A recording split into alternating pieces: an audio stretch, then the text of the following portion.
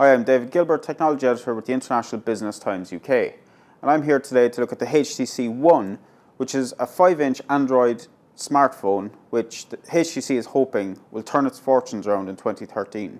The company has been struggling to survive in the smartphone market, which is dominated by Samsung and Apple, and in February saw its worst sales for 3 years.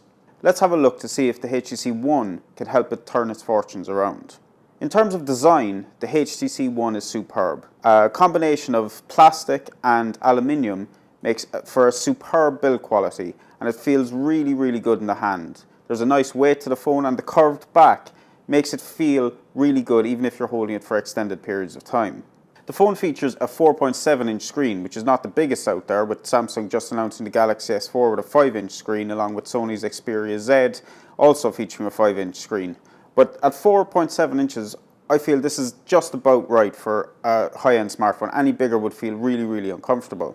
The screen has a full HD resolution of 1920 by 1080p, which makes it absolutely superb to look at. The colours are bright, contrast is great, viewing angles are really good, and everything looks superb on the screen. The phone is running Android 4.2, which is the latest version of Google's operating system, and along with that you get everything that Android offers through the Play Store.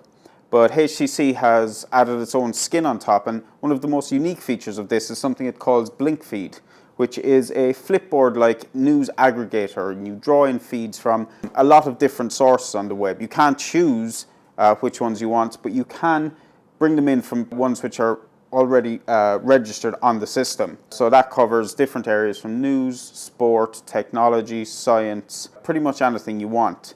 And it brings them in and you can scroll through them, and it gives you a nice visual news aggregator, which is very nice to use, but we're not convinced that it's something everyone will want to use all the time. The phone is powered by a quad-core Qualcomm processor backed up with 2 gigs of RAM, which means that everything works really well. Opening and closing apps, switching between opening apps, streaming HD video, playing 3D games, all works flawlessly.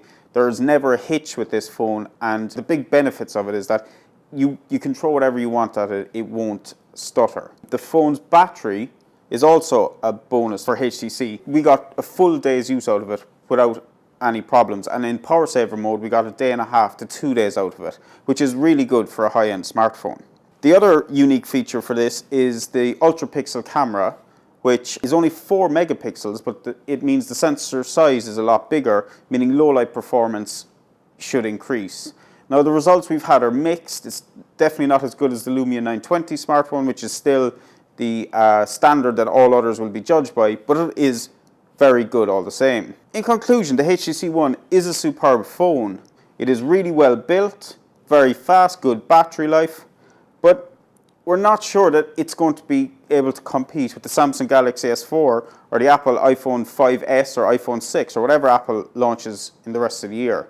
HTC doesn't have the money to put as much into advertising this as Samsung or Apple do, and that ultimately could be the phone's downfall. I'm David Gilbert, Technology Editor with the International Business Times.